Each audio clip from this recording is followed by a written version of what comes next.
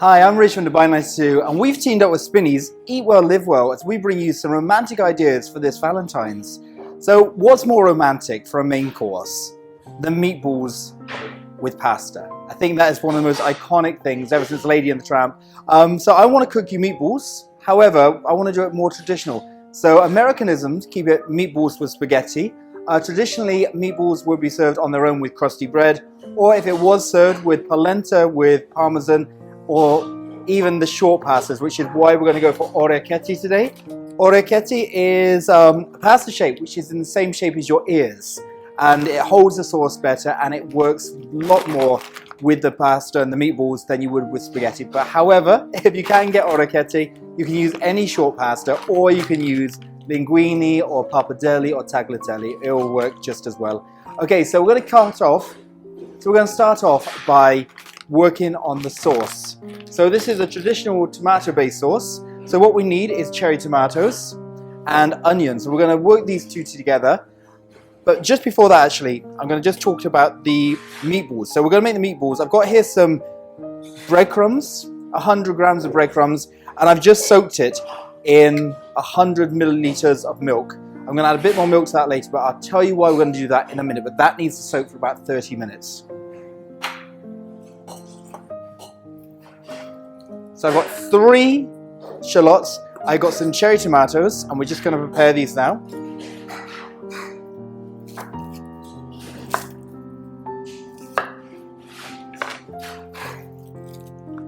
Just peeling the banana shallots. If you can get shallots, you can use brown onion or red onion. If you use brown or red onion, make sure you dice it small. But as the shallots are sweet, these will give a great texture and flavor to the tomato sauce.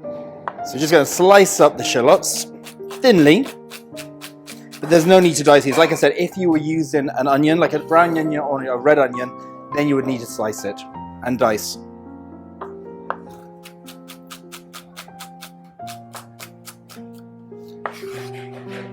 I actually think we have enough for 2, but we'll do all 3 just to be safe.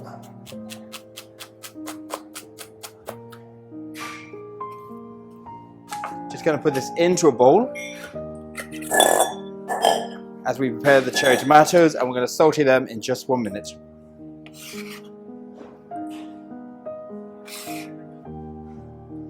Next, we're going to take the cherry tomatoes, and we're just going to quarter these. Now, the best thing about Italian cooking is its simplicity and use of flavors. So if you are cooking this for a loved one, you will have plenty of time to spend time with them rather than being in the kitchen.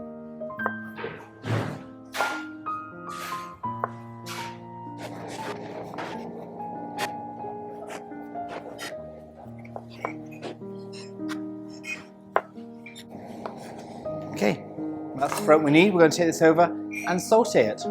Okay, so now we've got the sauce simmering away for about 20 minutes. We're going to start on the meatballs. So for a good quality meatball, the Italians always recommend using 2 types of meat. So we're going to use 50% veal and 50% beef. The reason why, different fat contents, and it won't give a tough ball. So we're going to add 200 grams of veal and 200 grams of minced beef. I try to use the 11% mince. If you go too fatty with the veal, it can become too wet. And if you go too dry with the 5%, it can get very, very tough. So it's 11% fat is perfect, and that's available from Spinneys.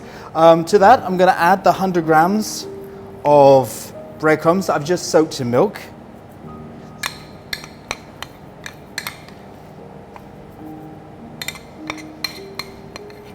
Now, to my meatballs, I will not add any garlic or onions. I've added onions to the sauce, and that's all I need. I'm going to add, though, 50 grams of pecorino cheese. Okay, pecorino cheese is a hard cheese. You could use parmesan if you wanted to. So just finely grated, the cheese goes in there. Again, more fat content, which is why the beef doesn't have to be too fatty. I'm going to add some finely chopped parsley. I'm going to add 1 egg to bind it. And I have some milk here just to see how wet the mixture is. Now, as we are going to need this, I'm just going to put some gloves on. To this, we're going to add a pinch of salt We'll add some pepper in the sauce, so we won't need to add them to give heat. So we'll mix that around, knead it in, incorporate all the dry ingredients and the wet ingredients. We should get a nice firm meat, force meat. Now as you're working this and kneading this, you're actually stretching the fats, and that will give a beautiful marbling effect as well when you cook them. I'm going to add a tiny bit of milk. You can see from the texture there's firmness to it, but it could do with a little bit of a lacquening to it. So a tiny dash of milk, not too much. Remember, there's already milk in the breadcrumbs. So as you see, it's nice and soft, and it's got a nice give to it. So from this, we're going to make meatballs. I like to make small ones. I find them easier to cook and easier to eat with the orecchiette. Now you could do bigger ones. The Italians stick to a very small polpette, while the Americans go for very, very big ones. So we're going to go for small ones, same size as the cherry tomatoes. So you just kind of work them. Just going to quickly work that. For a main course, I'd like to give like between 8 and 10 of these. So we're just working them quickly. You don't want to overwork it. You don't want to warm the meat up. You just want to work very quickly, shaping them into balls and put them on the floor. We're going to put these in the fridge for a couple of minutes just to firm up, and then we will cook them.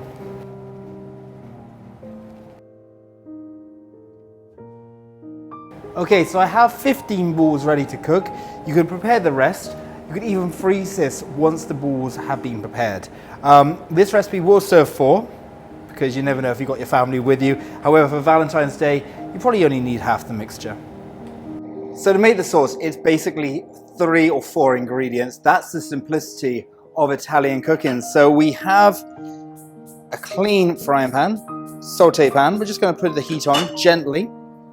To that, we're going to add some olive oil. Doesn't have to be extra olive or anything, just olive oil is fine. Plenty of olive oil. We're not using butter or anything else, so that's where your flavor is going from. Into that, we're going to add the shallots or your onions. And we're just going to cook this down for a couple of minutes. You want to lightly brown these, not caramelize them. Just add a little bit of color to them, but to bring the sweetness out rather than a color to the sauce. We have the cherry tomatoes. I've got some lovely herbs here which we'll add at the very, very end. And we've got some organic Italian passata, basically a cross between tomato juice and tomato puree. Okay, so it's like a very fine, beautiful sauce to add to. If you don't have this, you can always use 2 tins of tomatoes and just blend it down, but this is a lot easier. And for Valentine's Day, you want it to be simple. So just cooking the shallots down. You can see they're starting to color, not too much. Keeping them moving. Before they catch and before they start actually getting crisp, we're going to add in the cherry tomatoes. Now I've left the seeds in and the skin.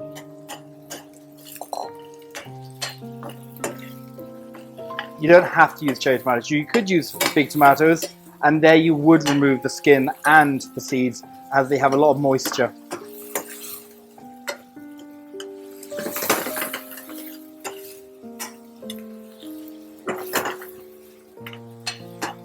The idea is just to bring out the sweetness and caramelize the tomatoes and the shallots before we add the passata. Once we add that, we're going to reduce the heat and we're going to allow that to simmer for about 20 minutes while we make the meatballs. About 250 mLs. Bring it together. And like I said, a very, very simple but very tasty Italian tomato sauce.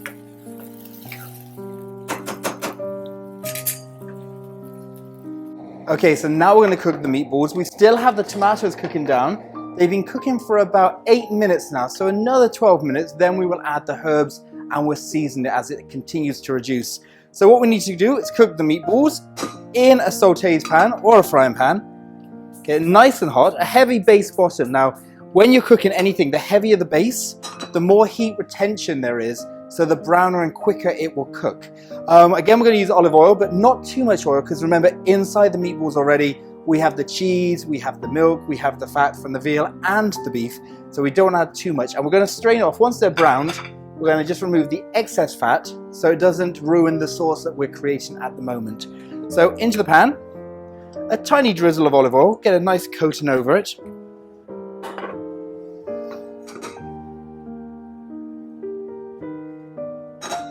And then we're going to add the meatballs and we're just going to brown them. So this is going to take literally 3 to 4 minutes just to cook them all around. We're not cooking them all the way through. They will cook inside the sauce. Give that a little shake. This is already beginning to thicken down really, really nicely. And there's a beautiful sheen from the olive oil now on the tomatoes. We're going to actually reduce the heat to that. And I've got a pan of water boiling over on the far corner for the pasta, which we'll start cooking once we get the meatballs into the sauce. Now that heavy base pan, as soon as we put the meatballs on, you can hear the sizzle. Give them a little bit of wiggle room between each one. Just let them brown. That would take about 3 minutes.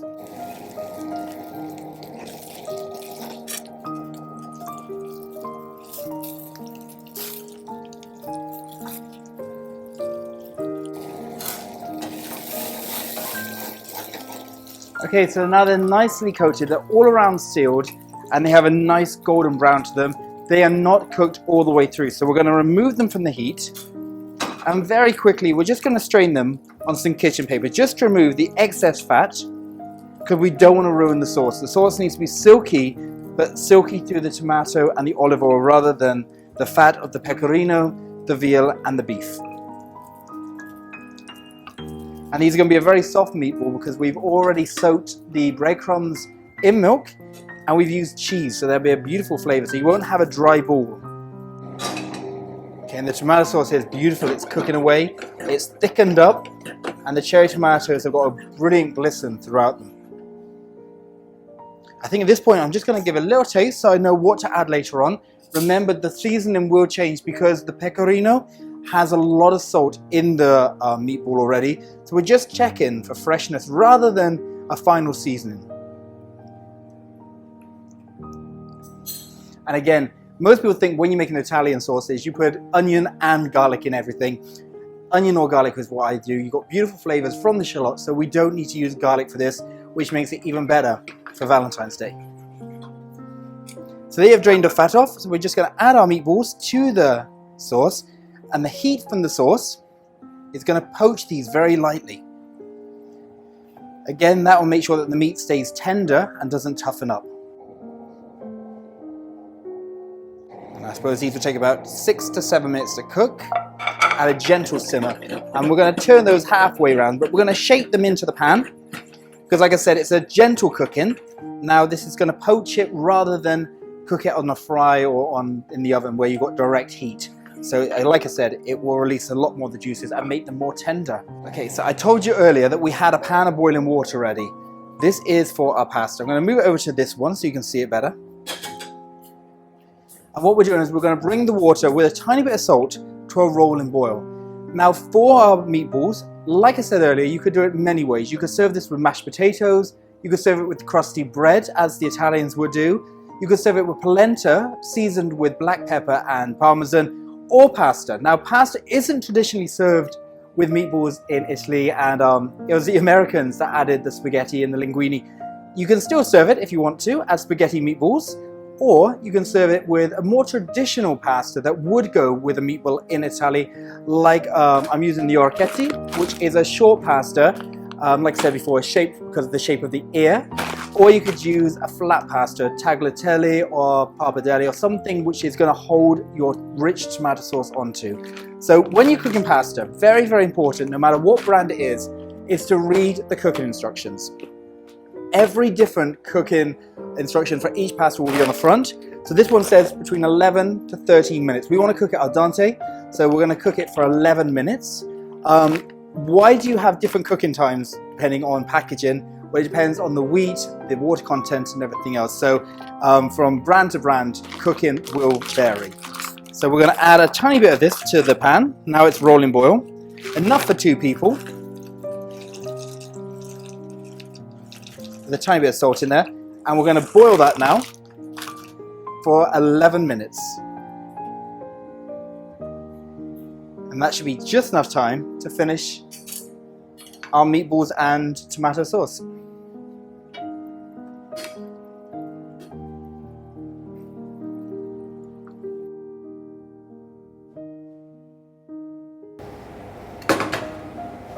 Okay, so the meatballs have been cooking for about 5.5 minutes.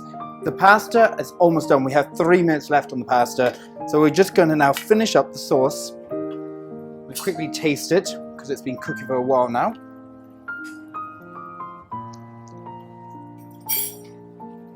Very nice. We're going to add a tiny bit of salt to that. Some white pepper. You could use black pepper.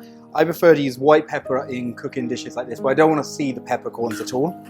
And the white pepper just adds that kick, which we'll add a bit more in a minute with some chili flakes because it is Valentine's Day. And we're just going to tear in some fresh basil. So with basil, you tear it rather than cut it, because if you cut it, it bruises. And we're going to add some sliced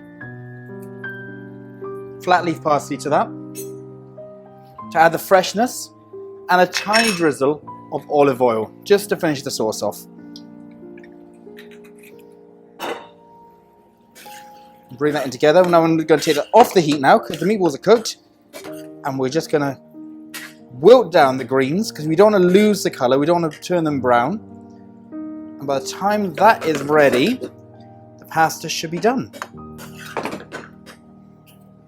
So we're going to cook this pasta al dente, which means firm to the tooth. So it should have a bit of a bite to it, but it shouldn't be chalky inside.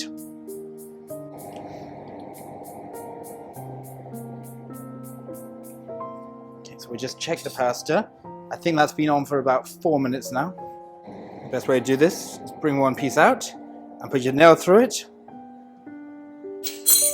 And just see if there's a small white line.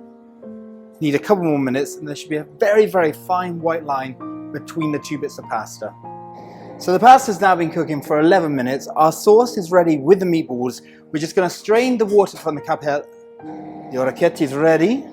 Now my sauce is a tiny bit dry, so if your sauce is a tiny bit dry because it's dried out a tiny bit, take pasta cooking sauce, and we're just going to add a tiny bit back into the water. That's my timer going off now.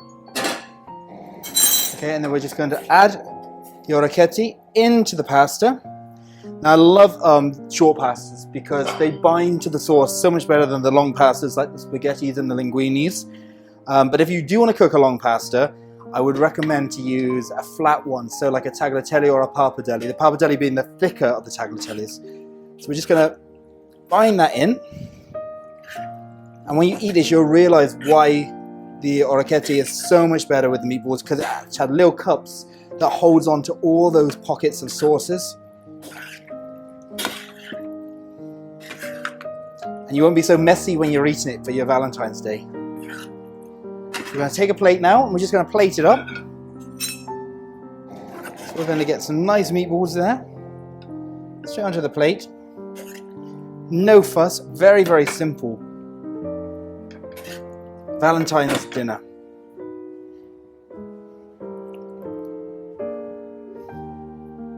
And then we're going to garnish that with some fresh basil. Pick the nice small leaves, you know. They've got the most flavor, they're the tender. We're going to put on there some fresh pecorino. I'm just going to shave it on. You can always use Yaggio, or you could use even a comté, a French cheese if you needed to. Just a bit of cheese on top. I'm going to finish it with a few chili flakes. I'm just going to drizzle it with a tiny bit of olive oil. And there you have meatballs with orecchiette.